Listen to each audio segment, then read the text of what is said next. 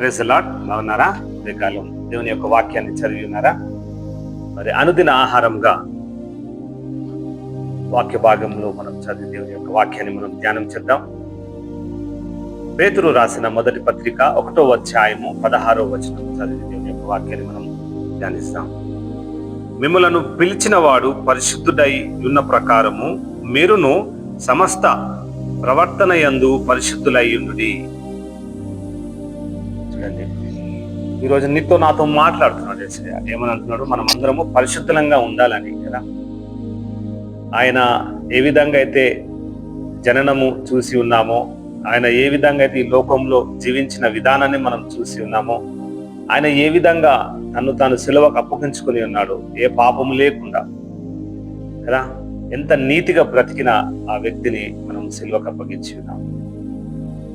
చూడండి, మనుషులారా నేను పరిశుద్ధుడనైనందున మీరును పరిశుద్ధంగా జీవించాలని దేవుడు మనతో హెచ్చరిస్తున్నాడు. ఈ లోకంలో ఉంటుండగా పవిత్రంగా జీవించాలని, ఈ లోకంలో ఉంటుండగా నీతిగా బ్రతకాలని, దేవుని వాక్యం చేత విధేయత కలిగి ఉండాలని మనని జ్ఞాపకం తెచ్చుకుంటున్నాడు. ఇంతకుముందు నీకున్నటువంటి పూర్వపు అజ్ఞానాన్ని వదిలివేసి దేవుని యొక్క దైవిక జ్ఞానాన్ని అవలంబించుకొని లోకంలో జీవించాలని మాట్లాడు.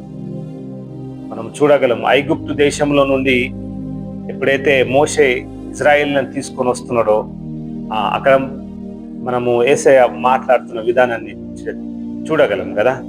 నేను పరిశుద్ధుడనై ఉన్న ప్రకారము మీరు పరిశుద్ధులుగా ఉండాలని, శుద్ధులు కావాలనని అని చెప్పి ఉన్నాడు కదా. ఆయన పరిశుద్ధుడు కాబట్టి మనం అందరము పరిశుద్ధంగా ఉండాలి. ఆయన పోలి నడుచుకోవాలి కదా. ఆయన ఆలోచనలలో మన ఆలోచనలు ఆయన యందు ఉత్తమై ఉండాలి. ఆయన ఏ విధంగా జీవించింది ఈ లోకంలో, ఆ విధంగా మనం పవిత్రులుగా జీవించాలా.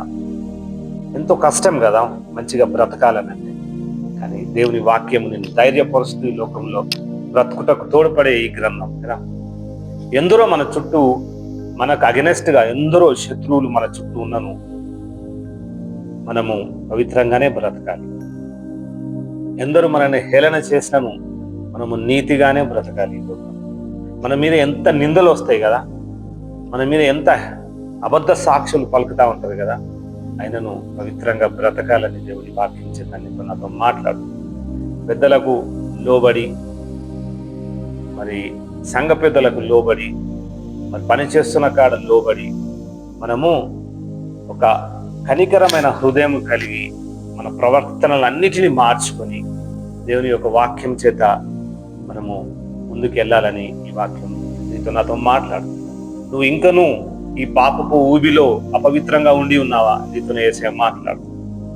పవిత్రంగా జీవించాలని, నీతిగా బ్రతకాలని, విధేయతగా ఉండాలని, పూర్వపు అజ్ఞానాన్ని మానుకొని దైవిక జ్ఞానాన్ని పొందుకొని లోకంలో జీవించాలని దేవుడు నీతో నాతో మాట్లాడుతుంది. ఇటు కృప నీకు నాకు మనందరికీ పవిత్రుడైన యేసయ్య దయచేయండి. ప్రార్థన చేసుకుంటాం. స్తోత్రములు నాయన ప్రభువా, గొప్ప దేవుడా, నీకే స్తుతి స్తోత్రాలు చెల్లించుకుంటున్నాం. ఈ లోకంలో మేము ముందుచుండగా అయా నాయన పూర్వపు అజ్ఞానాన్ని ఆయన ప్రభా విడిచిపెట్టుకొని ఆయన నీతిగా పవిత్రంగా బ్రతుకుటకు నేను నీ కృప దయచేయమని వేడుకొంచున్నాం.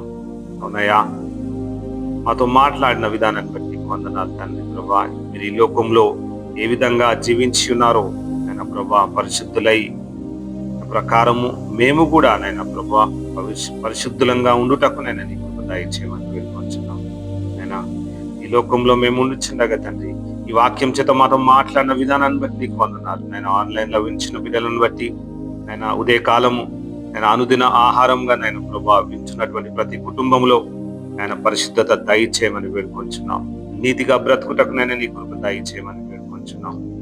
నాయన ప్రభా అయా ఇటు కృప వినుచున్న ప్రతి కుటుంబంలో మంచి ఆలోచనలు కలిగి ఆయన దైవిక ఆలోచనల చేత వారి ఆలోచనలో రూపాంతరం చెంది నేను ఈరోజు నడుచుటకు నేను నీ కృప దయచేయమని వేడుకుంటున్నాం. నేను యేసయ్య వాక్యం చేత మా అందరినీ తాకిన విధానం బట్టి వందనాలు స్తోత్రాలు. మరి బయలుదేరి వెళ్ళుచుండగా ఈరోజు అంతయు నీ కొరకు జీవించే బిడ్డలంగా ఉండే కృపను మా అందరికి దయచేయము. నజరేయుడైన నమ్మదగిన యేసునామమున వేడుకొనుచున్నాము తండ్రి. ఆమేన్. Praise the lord.